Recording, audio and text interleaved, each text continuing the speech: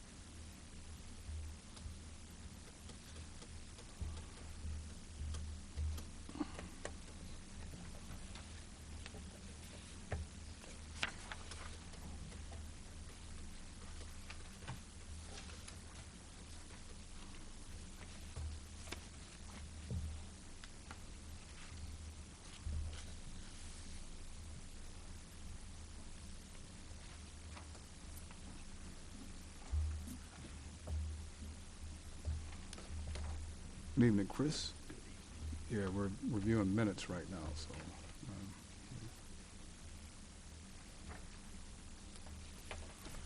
Okay, I think we've all had adequate time to review the minutes, so I'll entertain a motion for approval or corrections. I move that we approve the minutes as written. Okay, we have a motion to approve the minutes as written. Is there a second? We have a second. Motion and a second. Any comments? All in favor say aye. Aye. Any opposed, no. Ayes have it, and the motion is approved. Minutes stand approved as corrected. Okay, next we have petitions and communications. This is the portion of the meeting for those of you in the audience. If you have something that you'd like to present that's not on our agenda for this evening, now is the time to come forward. Okay, no one's coming forward, so we'll go ahead and go to staff report. Thank you for coming to this special meeting. I'm just going to orally give a few things that are coming up. One, we are having HUD come down the week of August 1st through the 4th for a monitoring of our supportive housing program. So we are working with Center for Women in Transition and Salvation Army to prepare for that. And secondly, we have a public hearing scheduled on July 25th for the 107 East Oregon that we had brought to you before.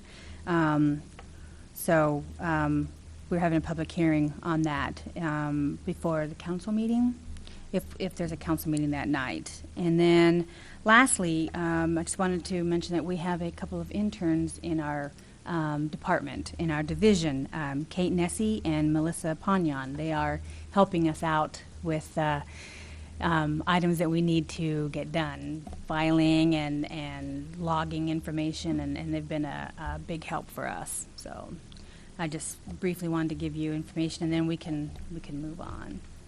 Okay, thank you. Okay, next we'll go into new business. First is an ordinance approving and authorizing the execution of an Urbana Home Consortium Community Housing Development Organization Agreement in parentheses, Champaign County Neighborhood Alliance for Habitat, CHDO, Choto, operating fiscal year 2011, 2012. Someone want to explain that? Yeah, would it actually be okay if we did item D first? I know we have several D? folks in the audience who are interested in that particular item. It might be nice if we did that, move that up in the agenda. I don't know if you have to make a motion to do so, or... No, you listed it, so it's Oh, okay. okay. Well then. All right, well, I would like to start with an ordinance approving and authorizing the execution of an Urbana Home Consortium. Are we still? Oh my, okay. Anyways, so staff is, well, I'm excited to bring a couple project applications for Choto projects in our community. As CDC is aware, we have been kind of sitting on our Choto reserve for the past fiscal year as well as the coming fiscal year in anticipation of applications that would be able to break ground in 12 months. Some of our Chotos were working on projects. We also have Ecological Construction Laboratory, which we're still waiting on a determination from HUD in terms of their eligibility. So we're very excited to be able to have 2 opportunities to allocate this funding potentially. So the first item that I'm going to go over is the 510 East Beardsley project, which was brought to staff by Homestead Corporation. And the project obviously is located at 510 East Beardsley, and it's a little unique in that it is for acquisition, demolition, and new construction at the subject property to be donated to Center for Women in Transition for use in their homeless transitional housing program. So basically, Champaign had an interest in the property before. They had received grant funding from the state, and they had an interest in the property because it was part of their neighborhood revitalization program, but the funding was too short to make that project happen. And so since staff already had an interest in the property, they sought out Homestead and were asking if they had an interest in doing a potential project. And since we're looking to commit our home funds, this seemed like perfect timing in terms of doing a unique project for our community that would involve a little more community collaboration than we've been able to in the past. So let me open up my memo. I can take questions if you have. We have staff members from the City of Champaign as well as Homestead here if you had questions regarding the memos that were written up about the project. Jen, you guys got my questions in the email I sent you earlier? Yes, we did. Champaign staff has looked up the information from the appraisals, and actually, I think some of the answers to your questions were in the project description that are in the agreement for Homestead's project application. I read through that and Okay. didn't necessarily get that out of it necessarily. Okay, well, I'll introduce Carrie Spear, who is what is your title, Carrie? Neighborhood Programs Manager for the City of Champaign, Neighborhood Services Division. And Greg Skaggs is another staff member over there. They're basically our counterparts over in the City of Champaign. So they do the same part. They're also a member of the Urbana Home Consortium. So in regards to your questions, Brad, I didn't actually print them out. I'm sure Carrie has them. So if you'd like, she could address them one by one. Or if you wanted to hit highlights, it's up to you. You kind of have the floor. So. So just, I copied everyone on the but I had some very specific questions about the project and had some very specific questions about the project and just sort of when I went by and looked at the property, the dollar amount, the amount of municipal funds that are committed to the project seems pretty high to me just at face value. So I wanted you to check the line on some of these questions. Do you have a copy of the question? Well, one of the main reasons that the dollar value that we're looking to invest in budget is higher is because the end users are going to be central intended. And most of the time when we're doing reconstruction, we're doing it with home buyers and the mortgages that cover a fairly large portion of the final cost of the house. In this case, we want to provide a unit of affordable housing for Center for Women Transition to use without saddling them with, an excessive mortgage payment that they're going to have to meet, that they're going to have to raise from rents, that they're going to have to charge for the clients. They're already going to have to be paying for basic maintenance and upkeep, property taxes, all the other things that go along with a house other than just the straight mortgage payment, the insurance. and they're going to have to generate that from the rents they charge to the tenants that use this property, or from whatever grant funding that they can generate to subsidize rents. So, you know, there's no end mortgage in this project that's going to cover a portion of what it costs to construct it. We're asking for funding to cover the entire amount. What was the house first? The appraisal value that's listed on the county assessor's site is about $42,500. Yes.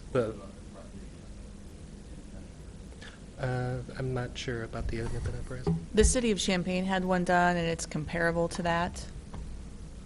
To- Yes, it's been vacant, I think, the entire time. 3 years. Been vacant 3 years at least. Mhm. That's as long as the current owner has had it. Well, the current owner bought it vacant. Right. And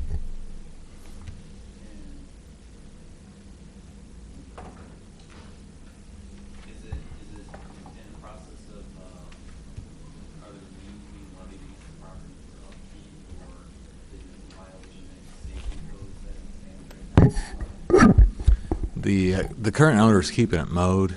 He's been trying to rehab it for the 3 years that he's had it, and he's, you know, feels like he's really in over his head. It's too big of a project for him, so that's why he's willing to sell. But the only liens are just the taxes, back taxes for 9 and 10, so about 2 years of taxes. Well, I'm estimating that the actual amount may be more than that, but I didn't want to sort of set an exact value because we haven't really negotiated the actual sale price with the owner of the property. There may be some room to negotiate down the price based on the fact that there are back taxes on it, but I did want to include a certain amount for back taxes in order to acquire the property in my budget.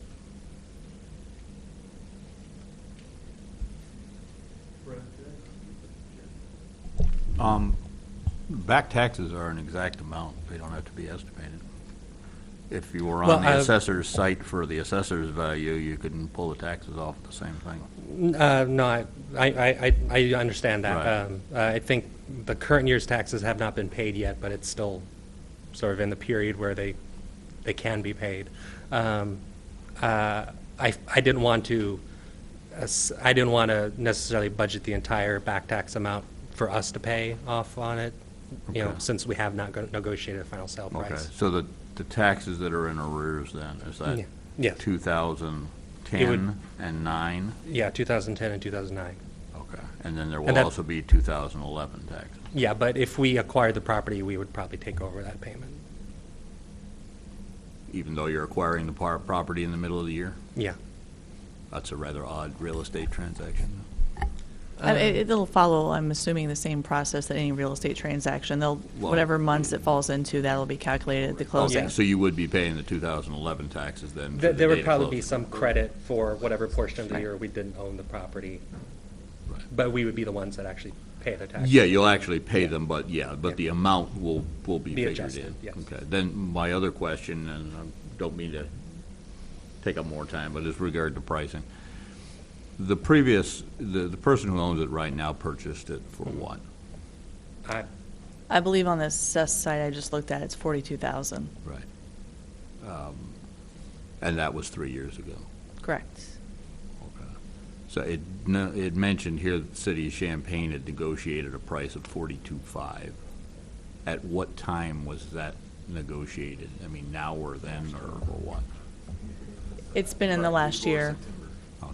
Early September, yeah. So Because what was approximately a year worth ago. 42.5 3 years ago isn't worth 42.5 now. What was worth 42.5 even a year ago isn't worth 42.5. The program that we negotiated the price under had very strict guidelines. It had to be negotiated for at least 1% less than the appraised value. So that's our appraisal. It's not necessarily Aaron's appraisal. Right. But I So- mean, the county appraisals and so forth have nothing to do currently with what property values are and That's- what they're selling for. Right, that's Quite the a bit assessed different. value, and we had an appraisal done separately. Okay. So on the assessed valuation tonight, it said 42,515, I believe. I believe he purchased it for 42,000, and our appraisal, which is not necessarily the one, if Homestead were to go do one today, it may be different. Our appraisal is Was 43,000. 43,000. A year ago, A year ago. Okay, roughly a year ago. Yeah. right. Yeah, I simply speculating that a current appraisal of that property would not be the same as an appraisal from a year ago. I mean, Possibly, yeah. definitely, yeah. I deal with those all the time, and Okay. it wouldn't be, yeah. So I'm just along the same lines maybe of Brad's questioning, just possibly questioning the value of the property itself for transitioning over. I mean, the market right now for properties like that, in that condition, in Champaign-Urbana, is non-existent. So it would be hard to look at that as being worth at or more than it was worth 3 years ago. So, Okay. I'm sorry, give it back to you, Brad. So you guys you're gonna be the sponsor Yes. for this home fund, and then you're essentially gonna sell it to Centipede. Yeah, for a minimal amount, probably like So $1. they're responsible for setting the rent, finding the tenants, collecting the rent. Yes. And if the tenants don't work out, then they can repopulate. Yes, And this is over a 20-year period, as far as I understand. that would be the home requirement. But then Champaign is going to do the certification, make sure that the Center for Women in Transition is complying with the rules associated with the Correct. At that point, really, Aaron and Homestead Corporation are just serving as a sponsor. Normally, the PJ itself, which in this case, Urbana is the lead entity, they would be responsible for monitoring, but because the unit resides in the city of Champaign, we've agreed as staff that we would oversee the ongoing monitor, the 20-year compliance period. And we've done that on other projects that actually are in Champaign city limits but are funded through the consortium. And if there are projects in Urbana, then your staff usually takes the lead and does the monitoring. So when this project is done, like you said, it will not be a mortgage, so what is the estimated price? Well, usually with affordable home projects, the rent would be based on 30% of the household's income. So the home regulations stipulate a cap on the rent that can be charged, yes. But the actual rent charged to the tenants will probably be based on their income, the affordability guidelines. Well, it could be as little as, $100. I mean, it just depends. We're talking about extremely low-income people. I think the goal here in creating these permanent affordable housing units is to transition women out of CWIT's homes, the various homes that they operate, and offer. One of the challenges that we see in the homeless population is that even when we get women into the transitional program, if there's not a permanent affordable place for them to move onto, then they continue to occupy a space inside the shelter, and that doesn't allow. That's why we have a constant demand or a wait list. But this house will be, it's going to be a single-family house. Mhm. As far as I understood it, a single family will move in. Right. It's Correct. not like it's going to house multiple family units. Well, actually, if I can just cut in, I talked to John Schneider about this because I guess Champaign, the city of Champaign in the past has donated a house to Seawood as well. And John said, well, he's been with the city, or while he was actually working in the city of Champaign too, he saw multiple families go through those homes. So just because they're in the unit, let's say the renter moves up in income, they find a great job, the home requirements require CWIT to start charging 30% of that family's income once they reach past beyond a certain income level. So that's sort of what, that's the mechanism that we use to say, hey, you don't really need low-income housing anymore, and then it becomes market-based, and they could go anywhere that they wanted to. So John has indicated that one of the homes that the city of Champaign had donated to CWIT saw multiple families going through the homes, depending on their life situation, or if they get a new job, they have to move, et cetera. So it's not a guarantee that one family is going to live in the house for 20 years. In fact, I would say it's doubtful. But it's just serving one house or one household at a time. That's correct. It's one family unit. Correct. To bring in a couple different ones, or it's not just Mhm. for women, right? It could be Mm-hmm. a family. Yeah. Correct. Yeah, I mean, there is really a dearth of affordable 3 and 4 bedroom units for families out there. The idea behind this is to produce a unit that could house a larger family that's low income, that would be affordable. Yeah.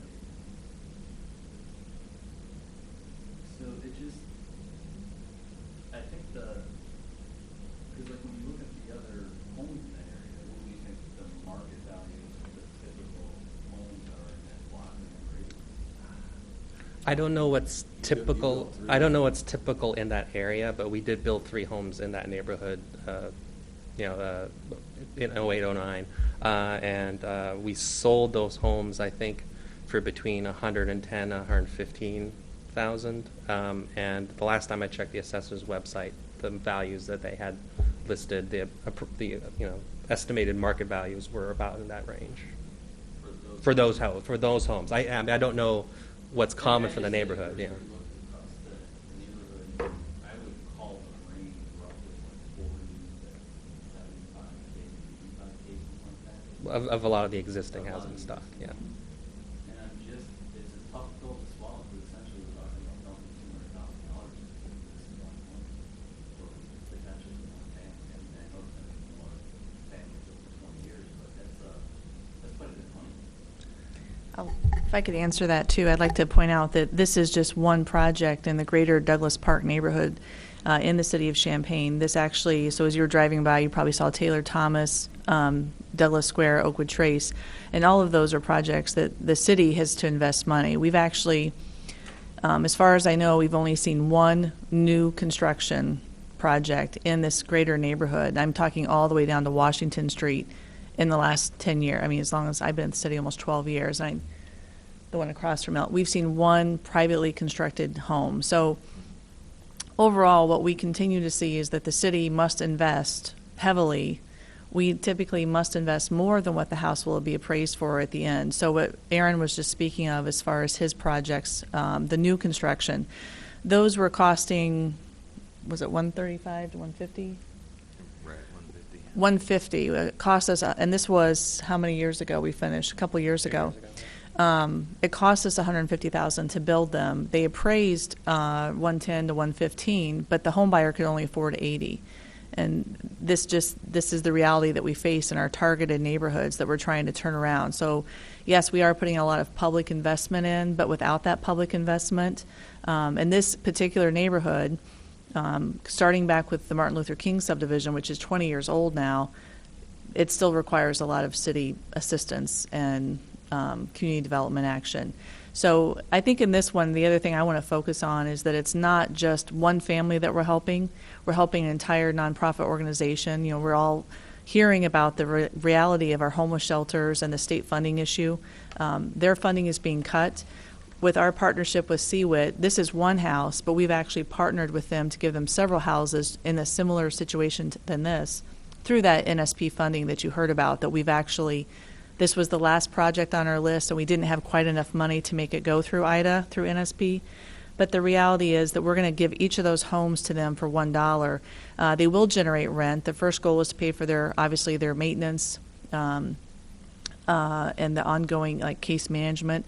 But if there is, I'll call it extra revenue from these projects, we see it as a way to help sustain Center for Women in Transition, because that'll go back into their overall agency mission. I don't have a problem with, the revenue aspect and what it's going to be used for, I'm sure we'll use for in a way. But why this house? Why this spot? Because a large portion of it is at 42. Right. Because it's a 9,500 to demo it, and that's kind of a gray number too, because until you get in there and find out exactly what it's going to be, why not an empty lot? Why not some other place?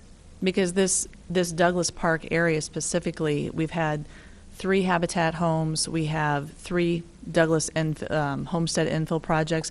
And I'm sorry I didn't bring the map with me, but when you look at the overall neighborhood and the impact that we're having, There'll be 11 total ones. there'll be 11 total properties, and this has been a blighted property that sat vacant for 3 years at least. It's just one more way for us to go in and have a specific impact. We're not just spot building. There really is a concentrated impact. And the other areas that I mentioned that are kind of surrounding this couple of block radius, those are all new construction. So Martin Luther King, Taylor Thomas, Douglas Square, and then the substantial rehab done at Oakwood Trace. I mean, we have just turned the face of this neighborhood around. And so that's why. It's not just one property. It's just not a random property, but there are 11 properties in a small area that we call infill housing that we've had an impact on. And the other issue is the need to put the CHOTO, I mean, we have to commit the CHOTO funds, and this is a ready-made project. By bringing CWIT in as a partner, this really makes it easy for us to say, yes, we've identified a end user, we've identified a developer, which is a CHOTO, and we have the home funds to do this. And I would just like to put the amount sort of in perspective. I mean, with the Crystal View development that we just finished this last year, the average per unit cost on the construction of those units, which are affordable rental, was well over $200,000 per unit. It was, I think, about $210,000 per unit to do that project.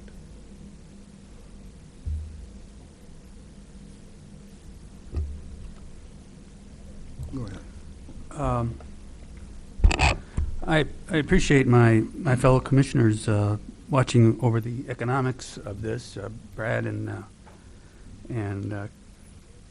Commissioner Diana, but I like the synergy in this, that several units get together, see a need, and get together over this. We're talking about Champaign, Urbana, Women in Transition, and Homestead. So I think it's a nice synergy, and it's good to see not always politically on the same place units getting together and going for a mission like this, for a goal like this. So I'm supportive of this. Okay, Chris. Just a follow-up question, if I might, on the, I mean, I understand the theory of overbuilding to increase property values in an area, et cetera, and I take it from what you said that was part of the purpose of a lot of the construction there. Do you have any data that reflects the Douglas Park area property values increasing at a higher rate than other property values in the area? I mean, basically, has this had a positive impact, or haven't you been able to track that? Did you want We one of our homes in Taylor Thomas, which is on the 400 block of East Beardsley. This is the 500 block of East Beardsley. That was a project that it did sell. It sold a little bit higher. Homes, well, home prices, you know what they've done the last 5 years, and especially in this neighborhood, they weren't keeping pace with the city-wide increase anyway. But it did sell, and it was probably 2 or 3 years old when it sold, and it sold for like $2,000 more than what the original purchase price was. So that was, as one example, at least it was an increase. It was small, but it was over a short period of time, and with the market conditions, and we felt like that was a success. Let me say to your specific question, I was thinking back to our neighbor. The city of Champaign has a neighborhood wellness program plan. We do track the median value for any given planning area of the city, and I don't know that number off the top of my head, but I will tell you that one reason why we do our work in the neighborhoods we do is predominantly because they don't meet that city benchmark. They're not appreciating at the same rate as the rest of the city. Greg and I were in a meeting all afternoon about another neighborhood where we're facing that challenge, and how do we get them to at least find the benchmark? And so for Taylor Thomas, in this economy, especially for anything to sell at the appraised value or the same price as the previous owner just a few years prior is amazing. But to actually see it increase. And I will tell you, one of the other challenges, I just throw this out there for you to think about, but one of the challenges we're facing right now is that as we put liens on properties, as we restrict properties or restrict the deeds, which is what we do in a community development, we don't want to see anyone have a windfall, so to speak. We want to make sure we protect our investment and create affordable housing longer term. But the banks and the mortgage industry are looking at those differently, and it's really kind of tying the hands of the people who live in some of these properties.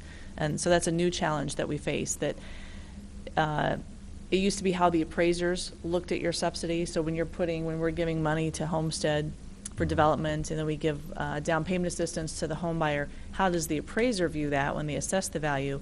That's been an issue for a very long time, but now it's even how the mortgage industry is looking at those liens or deed restrictions, and then are they counting those against the borrower? So even though they may have more than 20% equity down, they're still being penalized for that. So those are new challenges that we're finding out this year, and we'll have to address moving forward. I guess I was looking at it from the standpoint of, actual average home prices here in this area have only been dropping about the last 18 months. Prior to that, they were still on the upswing.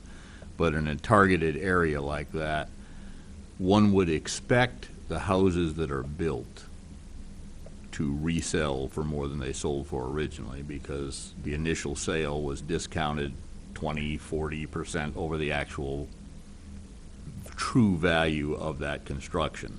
So usually a first-time resale you would expect to be up.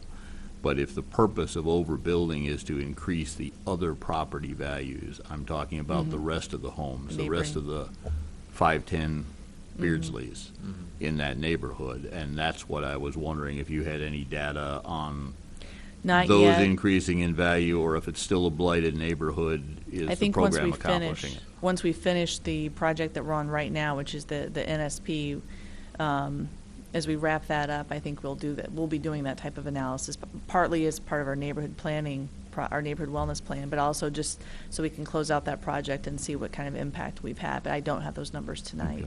One would speculate that, from what I know of the area, the property values have not gone up. They continue to stay low, which is why there aren't anybody else in the way of contractors building in that area, because there's not a value for doing so. They can't afford to build a house there that they could sell still. So, thank you. Okay. Originally, we had a plan for a neighborhood center there, A neighborhood stabilization program. It was a house. We were proposing a house there previously with the IDA funds. house, the single-family home. Correct. Same partnership with Center for Women in Transition. That one, was it Center? Yeah. We had a different builder at that time, but yes, the same end use. Some of our houses are going to Habitat, some of our, under the NSP funding through IDA, some of our project homes are being sold directly to some home buyers. A few of them have gone that way. 3 have gone to Habitat, or will be going to Habitat. We're completing one actually at 607 East Beardsley. And then some of them are going to CWIT. So as I said earlier, we're selling some to CWIT for $1 so that they can lease them out at an affordable rate, as Aaron said, no more than 30% of their income towards rent for at least a 20-year affordability period. And just to give you some background on how we kind of got into this, assisting on this project. Back in January, we had put in an application for CHOTA project funding for, I think, $180,000, and it was to do another 3 single-family home new construction and purchase projects. But we didn't have sites identified. We didn't have specific projects lined up for it. As often happens sometimes, the city of Champaign approached us. They had an idea for a project that could be done relatively quickly once it was funded. I mean, I think you probably have the project schedule that we proposed in there. Since we have a dedicated end user, we don't have to wait to find a home buyer. If we got funded, we could purchase and then do the demolition and then begin construction, and we could have the project done in under a year. And then we would have a new unit of affordable housing available to be used by the Center for Women in Transition. And you don't really get opportunities just popping up like that very often. So we were excited about the idea of doing the project. We had an application in, but we didn't really have a definite plan for how what sites we were going to use, or how quickly we were actually going to get all those units done, based on how the market is right now for finding home buyers. It sounded like a great idea, so we wanted to just take that other application off the table and see if we could get this application in. And it's a chance for us to have a partnership with an organization that we respect and we want to support.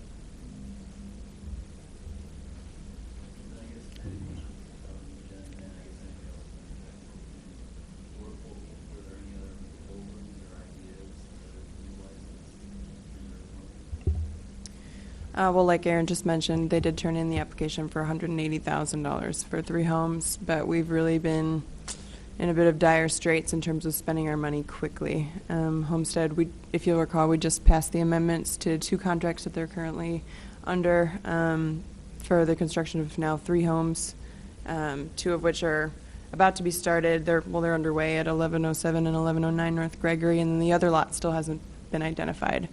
So staff, well, myself, I did not want to put Homestead, I did not want to set them up to fail, so that application actually didn't really make sense in terms of them being able to complete those projects in a timely manner. Really, we've kind of been in a bind just because Ecological Construction Laboratory has also fallen behind on some of their projects, and right now we don't even know what's going to happen with any of those things. So Homestead's been our only Chodo that's been performing for the last, I don't know, couple of years since I started here, and so yes, I know. So basically, we have, this is a significant amount of money for a one-man organization to take on, and so this is, like I said, a unique way to have a lot of community collaboration with different organizations that serve the low-income community. And in this case, we have homelessness, which is a big special needs population that's really been coming up a lot lately. And so between the 2 contracts that we had received, or applications rather, that we had received from Homestead, the one for Beardsley was the most logical. It would get the money spent quickly. It would go to a good end use. It's even longer period of affordability. It's 20 years instead of Homestead's homes, which are, when they're sold to homeowners, they're made affordable for 10 years. And so you have a longer period of affordability, and it's really going towards, I guess, a good cause. And then in terms of Ecological Construction Laboratories application, they had applied for the Kerr Avenue funding, and that obviously did not go through because, if you'll recall, the pre-application that they put in with for low-income housing tax credits failed, and then there were questions about their eligibility as a Chodo, which I guess I should provide an update. Basically, the questions that we presented to HUD, they returned more questions to us. So they provided follow-up questions to our questions, so we still don't have an answer there at all.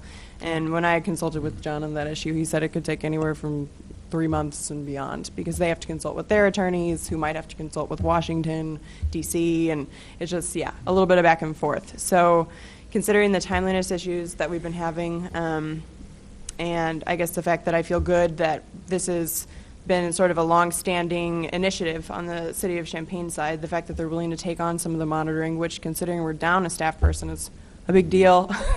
We're grateful for that. And yeah, I guess that's just, I'm spewing things out now, but I am confident in the Beardsley application. If I could, so the other part of your question was, were there other options? And I think we're going to hear from Habitat next, and that's the other option that was presented. So it's not that all the funding, when you look at Jen's memo, it talks about the 10-11 money and the 11-12 money, which is what you're allocating tonight. A portion is going to go to Homestead. A portion is going to go to Habitat. We're using some project savings from the previous Homestead project of like $5,200, and the City of Champaign is going to put some of its home money into it. So the 2 choices that you have, if you follow the recommendations from staff, those were the 2 choices that were in front of you, that were in front of the technical committee. And in regards to the higher subsidy, obviously, we've traditionally obviously acquired lots on our own with CDBG funding. So that's not like it's still a public use of funds that we've had to do. We've just always done it with CDBG because that way we don't have to break ground in 12 months. So we've kind of land banked, given our Chodos some options in terms of the home buyers that they have, where do they want to live. It gives them an option that way. With this project, we don't have to worry so much about that because it will get done quicker. So we will be using the home funds for acquisition and demolition, which is what bumps up the price, but it's just a different source of federal funds. Ooh, I'd have to ask Randy. I think it might be more than that. Yeah. In that specific Douglas Park neighborhood?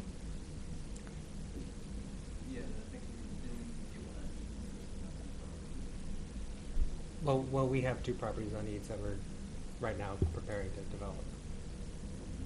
I don't know if there are other vacant properties on Eads. It's just like, from a sanity check point of view, it'd be, like, if you came and said, we're going to acquire 3 $40,000 houses, no, $20,000 in rehab, and now have 3 homes, 3 shelters for 3 different families for the next 20 years, man, that sounds like pretty much. But we'll go to $200,000 house that has 40, 50, 60, 70,000 homes. think I really have trouble hearing you. If you use your mic, I would appreciate it. My mic doesn't work. Well, then speak up. So, I mean, that's, and I guess I'm just speaking more to the commission, right? I mean, I think the cause was fine, that we're, you know, you guys have done a great job. When it comes to performance transition, provides great service, it's just an awful lot. And it feels like we're kind of being cornered to spend money because we have a time frame to use these funds, and we don't have any options, so the options are given. I mean, I would like to Okay. point out that even though the entire project budget is nearly $200,000, the actual cost for constructing the building is really pretty much in line with similar homes that we've done in that area. I mean, we're not really going to be building something that's massively larger than the other homes we've built. It's going to be about the same size. It's going to be up to the same standards in terms of its quality. You know, Okay, Dennis. Just, actually, I had one question, but just a quick comment to what you just said. I mean, the cost of building includes the cost of land and land prep. So I don't disagree with you that the cost of the house is in line, but the cost of the building is not. No. The question that I had was, what was the particular reason why there has not been a price negotiation on acquiring this property? I mean, the city of Champaign came to me with this project idea maybe less than a month ago, really. Mhm. And so, and with the time constraints coming up in terms of having these funds assigned, we put in an application pretty much with like a week's notice. Right. So we really haven't had the time to make contact with the buyer and begin the negotiation process. And, you know, it's a little hard to negotiate purchase when you don't know if you're going to have any of the money to actually. Well, I guess I would look at it the opposite way. The negotiating leverage disappears with this now public knowledge proposal. If I owned the property, I wouldn't sell it to you for a nickel less than $42,500, because that's what it said you're willing to pay for it and what you were funded for. Whereas even as of a day ago, I might have sold it for what it's worth. So I was just wondering why that hadn't been made a part of it, so that this would be a hard number at the most advantageous terms. Really, Maybe for future reference, the no, negotiation seems to be backwards on the No, property. I understand. Really, it was just really a matter of time. Of timing? Yeah. Okay. Go ahead. Well, with all due respect to my commissioner, I think the option is good. I don't think it is as dire as Commissioner Roof wants to portray it. Maybe economics are not perfect, but in my 13 years, 12 years here, the reality, our greatest weakness has always been timeliness. HUD has told us that over and over, and it's been clear. And in the reality of the situation, and in conjunction with the concept, which I think is really good, as I mentioned before, the synergy of it, it's really very good. It's a good program. I do have a question for Jen and Kelly that you might want to close your ears to. I'm curious, was there any discussion about the dreaded proportionality in this issue? Could you clarify your question? I'm not sure. The proportion of City of Urbana versus City of Champaign tenants. Was there any discussion about that? Tenants, well, historically, most of the Choto projects that we've done have been in Urbana. This is actually I know an abnormality. So that's my point. So you're saying in favor of doing a project in Champaign, this is a rarity? So there was no discussion of proportionality in this, to your knowledge? I guess I still... You mean benefit to Urbana? Well, they do serve Urbana residents, so I'm sure that there will be Urbana residents that will. Okay. I mean, Case closed. That was an issue once before, and I just wanted to surface it. Because they serve the whole community, Champaign and Urbana, and That sounds like a and very all their familiar argument. Yes. That was Okay. proffered by Commissioner Roof and myself some time ago. Okay. Got a question. The project seems to be a good project, except for the price. I was wondering if there is a clause or something in the paperwork that states that because of if you find some efficiencies there, does the money, the savings from those efficiencies, is that able to go somewhere else? Or would it, what happens to your savings? Well, in the past, if we haven't expended all of our project funds, we can, the Home Consortium is, more than able to reassign them. In fact, we have about 5,200 of savings from the Douglas Park funding. We had one buyer of the three who was able to get a little bit more money from other sources to subsidize the costs. So we ended up having about $5,000 left over, a little over $5,000 left over, and that's part of the funding that's being rolled into what we're talking about assigning to this project tonight. So, in the past, if we had extra money, we didn't take more for ourselves. We've kind of set out a clear amount in terms of what we are looking at in terms of a development fee.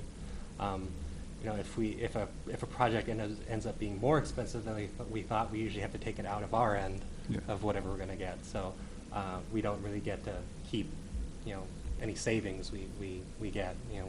That's just going to probably end up getting rolled into some other project. And that's probably the good point, though, is that there was a little bit of project savings on Douglas Enfield, which is 3 homes in the very near vicinity of what we're talking about tonight. And I would expect that if we can come up with some other grant, this package, as you understand, has been put together rather quickly.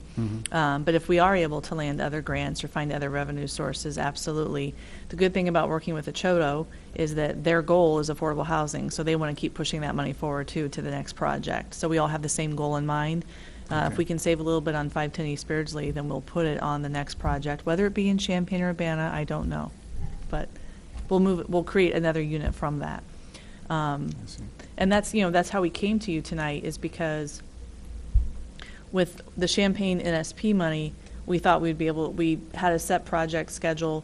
We actually got additional funding from the state of Illinois. We were very excited. We added a couple new projects, but then some issues came up that were more costly. For instance, we had to pay prevailing wage, which we thought we would not. So it drove up the cost. So then we had to back down, and this is the last project that fell out of that. It's great to be able to push it forward and identify another source, and that's what all of us do, is try to piece together these little pieces of money, pots of money, to create something. So, if Aaron can save money, or if any of us on the team can find additional grants to bring to the table, then that will help push that, some of that funding on to the next deal. Okay, the other question I had was, we had talked in the past about savings that were possible by using some pre-built housing that's built in a factory and sections are shipped. Do you do any of that? Actually, the city of Champaign does. Taylor Thomas is that type of development. It's been a couple of years since we've completed a project over there, but I want to say the last, was it 130 or 150? It was in the 30s. I think it was 130,000, and that's been a couple of years ago. It's not actually a great cost savings. Now, it's something that we can investigate again, but that is, if you drive through Taylor Thomas, that's exactly what all of those units are. Okay, thank you. Anyone else? I just have a couple of questions about the cost. Is Homestead, the developer fee goes to Homestead, right? Yes. Okay. And then the closing cost sales, is that when you're buying the home from who owns it? Yeah, the closing costs for the sale. For the getting this property that's going to be demolished. Yeah. Okay. I'm sitting here thinking about whether or not this is a good deal overall, and I remember in previous transactions how much time and energy we've spent trying to get clear title to some of these properties. And so while it seems as if we're paying the assessed value, which may or may not be what we could actually get it for were we to have months to negotiate, it may be to our advantage just to buy it and have it rather than struggle to get clear title to it. So, I think there are always trade-offs with these properties, and this one may be less attractive because we've got to pay the assessed value, but it's available, the timing works out, the title is clear, and to me that seems well worth it, just to be able to move forward in a timely fashion. I also think that we're kind of comparing this deal not with what it would be were we not able to do the deal. So if the deal doesn't go through, you're still left with a blighted property. You're still probably going to have to maintain it or pursue the owner or do some kind of demolition. So all of those things are wrapped up into what we're looking at as a finished product, but some of those costs would be incurred regardless of whether we end up with anything or not. So I like it, and I think that there's some efficiencies gained. We're paying a little bit more, but at the end, we're going to have some benefit from it. So to me, this sounds like a really great opportunity for all of us. And I think that when we look at the homeless population, that's Champaign and Urbana. So I don't see that percentage population served as being a real issue here. Oh, and you had raised a question about the estimation of the demolition costs. Actually, that's, in our opinion, a fairly good estimate. The city of Champaign did receive bids on doing the demolition. They have had a chance to be inside the property and evaluate it in terms of what would be required, and they did receive bids. And I think the between $9,000 and $9,500 was what they received.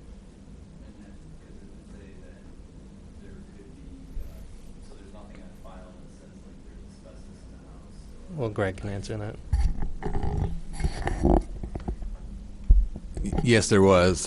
We had an asbestos inspection done, and we did the abatement, and so we got that done already. We've done that. We've incurred costs and without owning it. Well, because we had to have things ready in place. The state told us that there was a possibility that if we wanted to get extra money, extra funds, if they came available, they become available at the last minute within the last week. Everything was done by September 4th was when the grant allocations were closed, and so we had to have contracts. All of our contracts said that it was dependent on NSP funding. Why would the city do abatement on a private residence for this guy? It wasn't because we were doing it for this guy. It was you just have to fully appreciate working with the state of Illinois and the NSP funding. I know what you're saying. I understand that, and that's not something we would. State to come in and take care of my lead paint for me? I mean, I don't understand that. It doesn't make any sense. Okay. I will just. What's the specific question? I don't know if I'm following.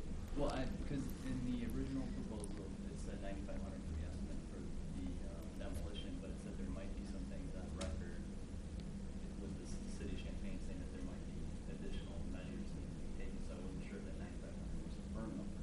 And I guess what they're saying is they've already invested money for abatement, anticipating that this type of project was going to happen. The asbestos was Exactly. abated. Yeah. That's all.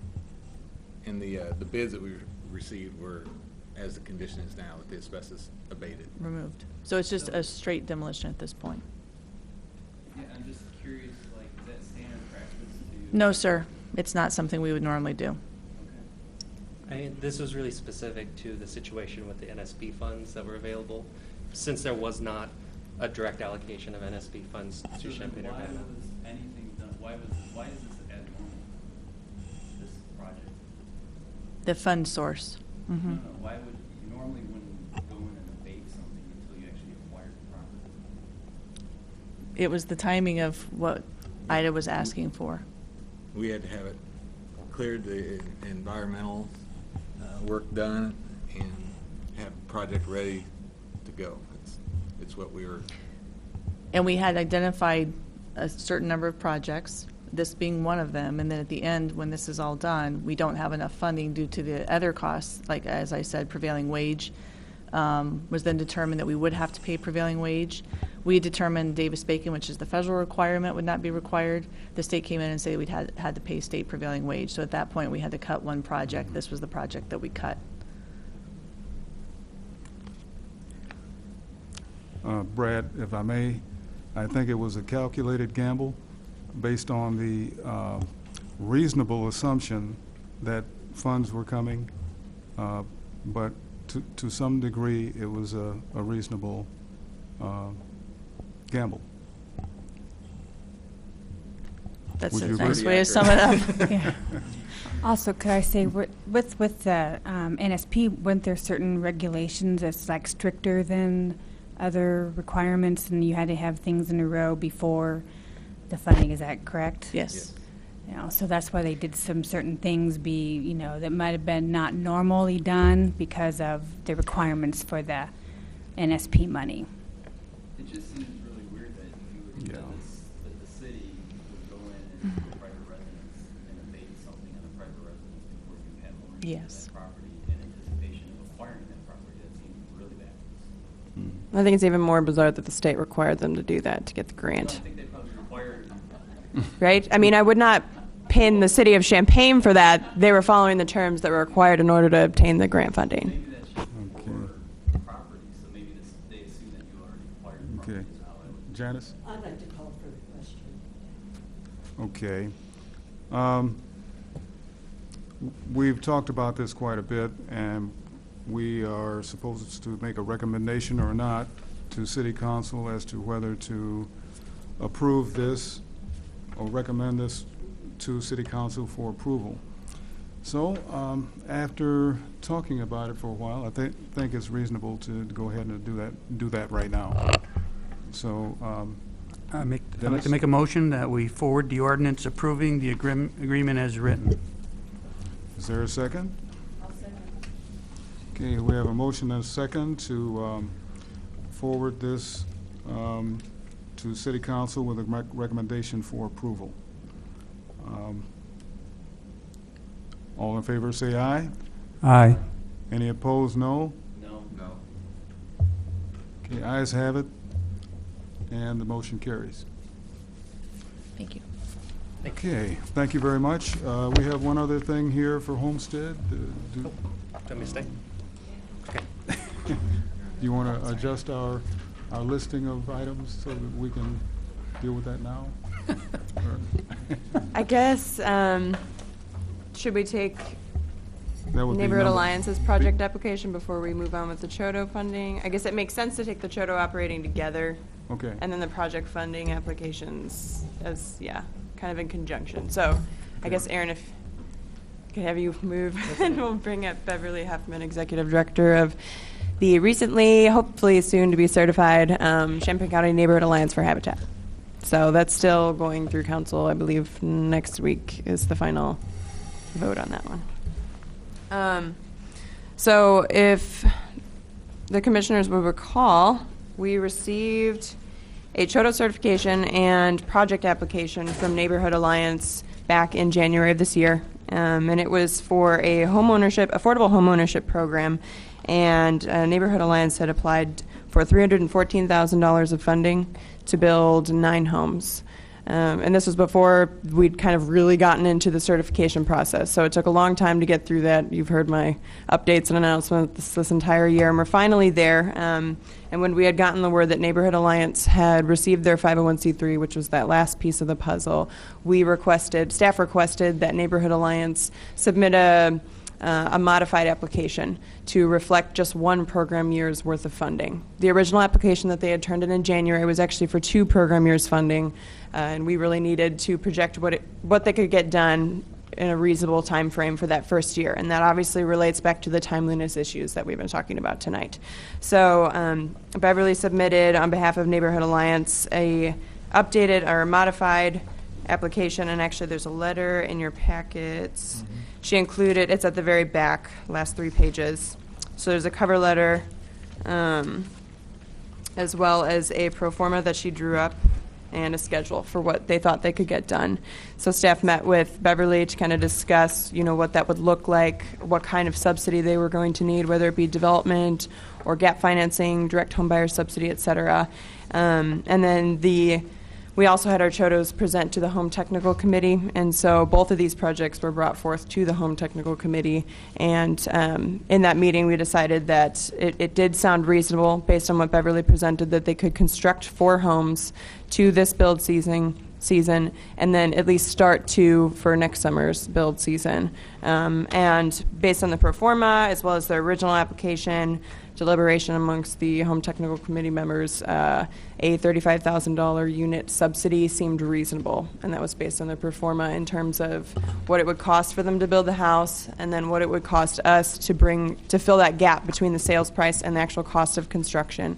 And then again, Homestead or Neighborhood Alliance traditionally deals with much lower income home buyers, and so there will still be a gap there, which is very traditional. That's what we do with Homestead in terms of filling what the home buyer is able to afford in terms of mortgage financing, or what Habitat for Humanity historically has seen as reasonable for their monthly expenses, and what the actual sales price of the home is. And so based on that $35 per unit subsidy and the 4 units that we feel confident that Neighborhood Alliance could construct, we have recommended, the Home Technical Committee has recommended that we fund Neighborhood Alliance for this next fiscal year's funding at $140,000.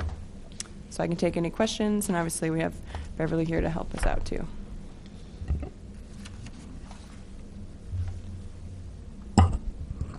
Questions? A couple of questions. Sure. Ms. Hoffman. Do you have the lots for these? No, we don't have the lots for these at this time, but we have spoken with the City of Champaign as well as the City of Urbana, and there are lots available to us for the builds. Okay, so that's not too far off. It's not far off in the distance. Not at all. Okay. Are you going to use the Habitat model for this? Are volunteers going to build? Absolutely. Actually, what will happen is the Neighborhood Alliance is going to hire Habitat for Humanity basically to do the entire program. So the two are intricately linked.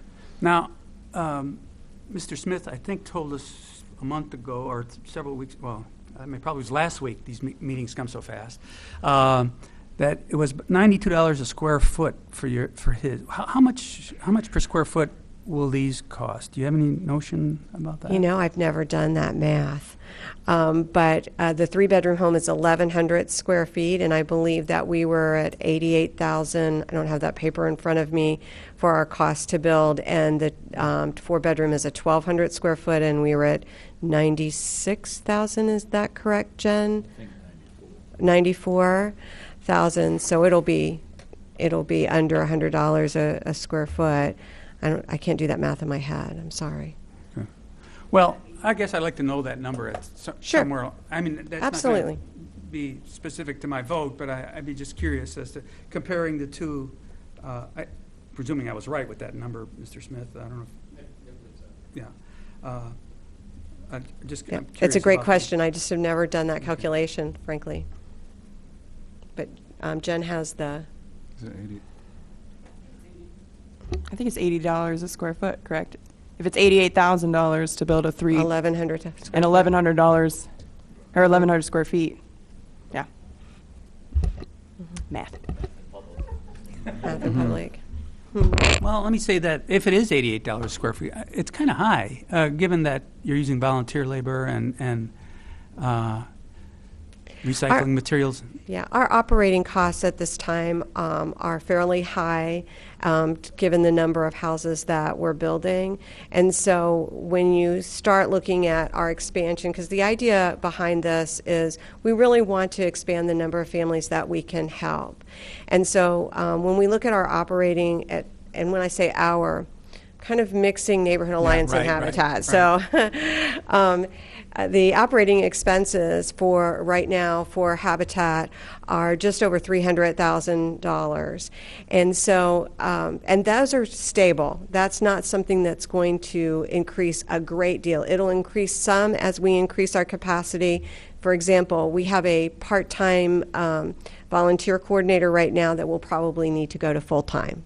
So there are some minor things that will happen with that, but it's not going to explode at anywhere near the degree that we want to expand how many houses we do. So as we are able to grow that, then our operating expense per house is going to go down. But that's what makes it high, is the operating expenses right now.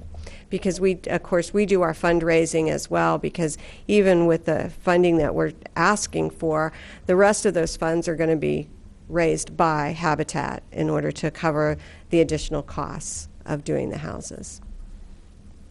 And frankly, typically we don't charge a developer fee, which is included in that. So that's one cost that we've never even put into a budget before. All of your homes, the tenants, the people that are going to buy it, have to work on the project. Absolutely. That's correct. So Habitat for Humanity, the system works that the families come into the program.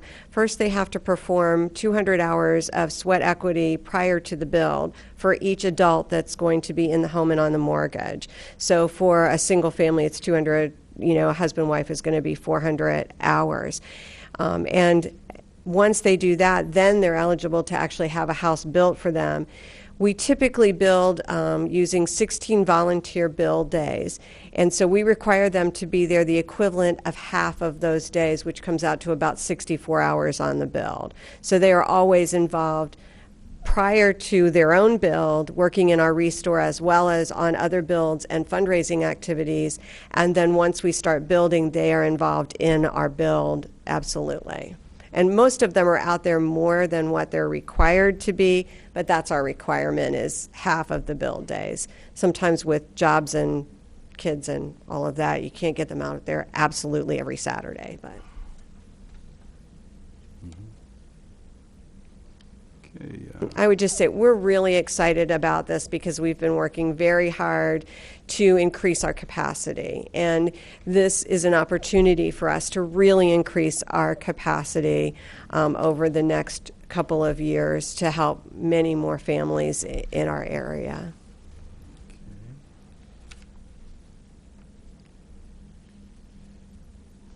Okay, any other questions?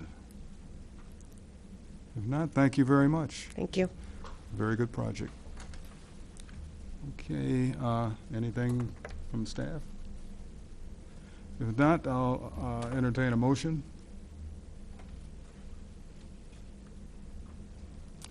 Right. Okay, we have a motion to forward this to City Council with a motion with the recommendation for approval. Is there a second? Second. Okay, we have a motion and a second.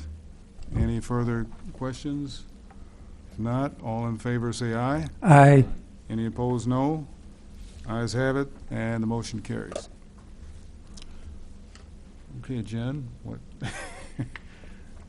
what would be the reasonable next item? At this time, I'd like to take both ordinances for Choto operating. We have two agreements, one for Neighborhood Alliance and one for Homestead Corporation. Let me pull up my memo.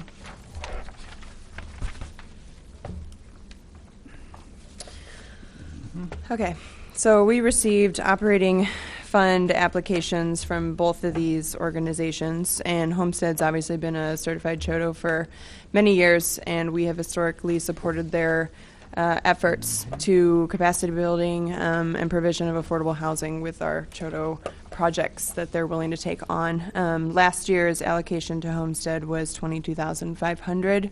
And in terms of Neighborhood Alliance, they actually applied for a very significant amount of funding, mostly because I told her the sky was the limit, which was my own fault because it's not really the sky is the limit. But in light of the fact that this is a new Choto, I know that was an oversight on my part. I wish it was the sky is the limit. No. In light of the fact that Neighborhood Alliance is a new Chodo, and based on Beverly's presentation in terms of her goals with bringing a part-time employee to full-time, as well as potentially hiring on someone else to take on some of the policies and procedures part, making the grant work basically between the two organizations. The Home Technical Committee has recommended slightly more funding than we are giving to, or we are recommending to give to Homestead Corporation. And so the Technical Committee has recommended $27,528 for Neighborhood Alliance. And this is, we feel, is a very fair amount in terms of what they intend to do with the money. And we're hoping it will give them a head start in terms of really performing well under this program. So I could take questions if you have any.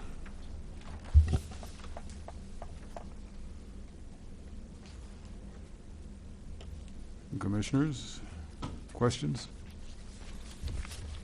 I'm just curious, the other operating expenses for them now as a not-for-profit come from fundraising or where else? I mean, this obviously only a little, not a drop in the bucket, but it's not a whole lot of money. In regards to Neighborhood Alliance? Yeah. Or, well, right now the organization's just been created. So Executive Director Beverly Huffman is actually doing double duty. She's working part-time for both Neighborhood Alliance and Habitat for Humanity. So I suppose you could say in the future, yes, they're going to have to look into fundraising, et cetera, in terms of making this a long-term success for staffing efforts. But the fact that they are seeking to contract out the services that are already provided by Habitat, that obviously spreads some of the duties a little thinner than they, or at least it firms up what they're able to do, because they're using an organization who's already well established and already has good rapport with the city. So, Do you want me to? that's fine. Yeah, Jenna's right on target with that. Also, some of the other things that we're going to need to do is up our efforts, our marketing to families to come into the program, as well as then the process of getting a family from the time that they show an interest, or our first step is an interest form that they fill out with us, to the time that they actually qualify to get into our program. Our percentage of people who go from interest form to actually getting into the program is less than 5%. And so, because the qualifications that we require are not just income, but it has to do with their debt level and their credit as well, because Habitat holds the mortgage on these homes, and so we also work those mortgages. So as that expansion happens, there is, as I said, there's the volunteers, but I would also say that although it won't happen right in the beginning, there's going to be some additional needs as far as expanding Habitat's program. And the expectation is kind of, Neighborhood Alliance kind of is Habitat or is hiring Habitat, and therefore whatever those needs are that get increased by this capacity is going to cost some money, even just getting that marketing out there and then processing all of those families. So, for every family for every 100 people that we process, we only get maybe 3 of them end up getting into the program and becoming homeowners. And that's not because there aren't enough people out there that have the need. It's because we have some pretty strict requirements beyond just their income, knowing that we will hold the mortgage to that home. Maybe they don't want to do the sweat equity. Maybe they have credit issues that say that we're going to set them up to fail. And so there's just a lot on the front end of that goes along with processing these. So. Fred, a question, this may be more for staff actually than for you. Do you visualize any reporting problems kind of because of this double duty of 2 organizations that have different structure, and indeed one is a Chodo and the other is holding mortgages, and the same individual is doing duties in both with HUD reporting? Well, in terms of another organization holding a mortgage, that's like any other bank would hold, a homeowner's mortgage. We don't have any banks that are Chodos. Well, no, I understand. But in terms of reporting, I don't really foresee that. I mean, all the documents are going to have to be made out by Neighborhood Alliance. They are going to have meetings. They are going to have staff that goes to training to do all these things. So there's going to be a very long paper trail to make sure that we're covering our bases. But in terms of keeping the organizations separate, they have filed separately. They elected to do that, which is actually the exact issue that we're having with the Ecological Construction Laboratory Right. LLC, because they did not file separately. Right. So in terms of audits and everything, I don't think that's going to be a problem. Does that answer your question, or was there something Yeah, more? I mean, I'm not sure myself. It's just, I know in the past, having somebody wearing two hats where you might have to have some meetings with yourself where you're in disagreement on your goals. And Yeah. that can be difficult. Well, I disagree with myself often, There so you go. that's. And just to let you know, though, from a strictly operational standpoint, we have already made arrangements. So Habitat actually hires an outside accounting firm to do our books now, and they will be holding a separate set of books for the Neighborhood Alliance than Habitat, and the system will work so that there will actually be invoices from Habitat billing the Neighborhood Alliance for their services, and then the Neighborhood Alliance will pay So Habitat. you can structure that wall of separation. That we will correct? structure that wall, and then because we are audited annually, Martin Hood is our auditing firm, and so they audit Habitat annually. They will also audit Neighborhood Alliance, and making sure that those two things stay separate, so there's not an issue operationally or financially between those two. Fine. It Thank you. doesn't help the disagreeing with myself part, but it will Yeah, help operationally. You got to live with that, yeah. So I had another question, or I guess just a statement, and it kind of speaks to what Teresa was getting at. So typically, we have 3 CHODOs, and in the past, we would just take that 5% divided by 3. So it's just something, kind of a heads up that if we get another one in the mix, or we like, I think our ideal model is to have 3 available, right? So you just might want to not plan on this dollar. Absolutely. Since we've never had CHODO money, we don't really count on it anyway. So, particularly with the operating, that's not an issue for us. We go into this with eyes wide open, and we're a fundraising organization. So, we are thrilled to have whatever that we can get from the consortium and from being a CHODO, and we just have to work extra hard then to make up the difference. But again, our excitement is that with the home funding that you've just talked about, that's a key issue for us to be able to go out there and say, this is, we can raise this much money for each house, and we now, that amount is significantly less. That means that doesn't mean we're going to sit back and say, okay, well, now our jobs are easier. That means we're going to build more houses every year. We're building 3 houses, maybe 4 a year coming into this, and our goal is by FY12 that we're building a minimum of 6 houses per year for families. And then our hope is at a later date to be able to get involved with more programs that have to do with assisting families that need help fixing up their existing homes as well.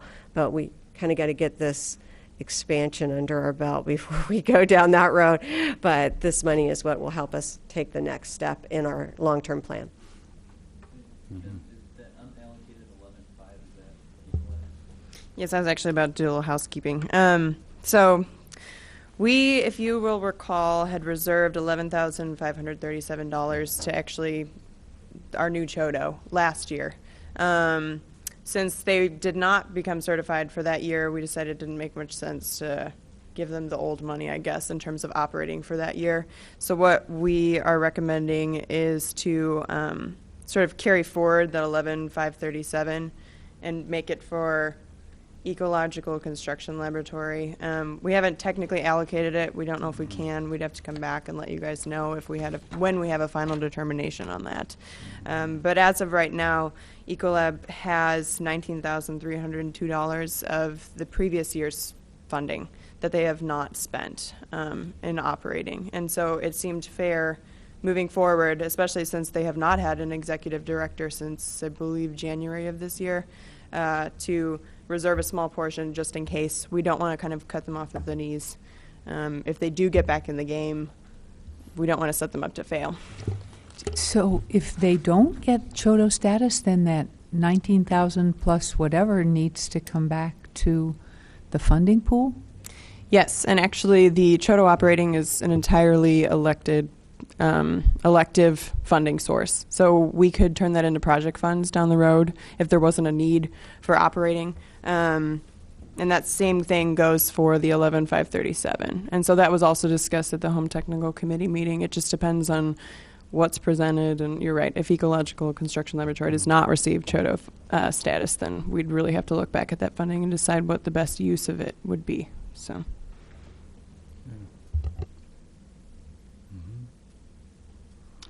Okay.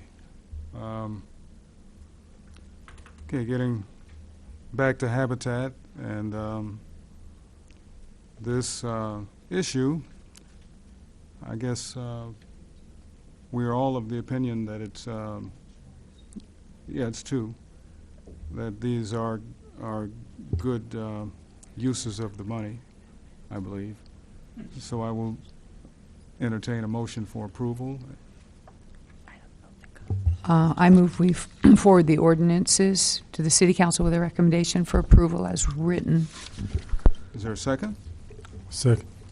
Okay, we have a motion and a second to recommend these two issues to City Council with a recommendation for approval.